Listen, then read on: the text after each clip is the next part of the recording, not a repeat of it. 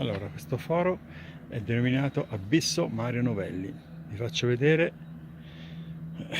quanta aria esce da questo piccolo buco.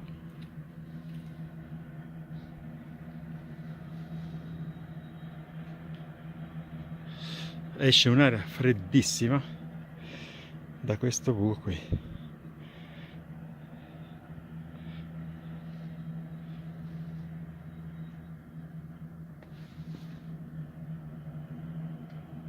Guardate.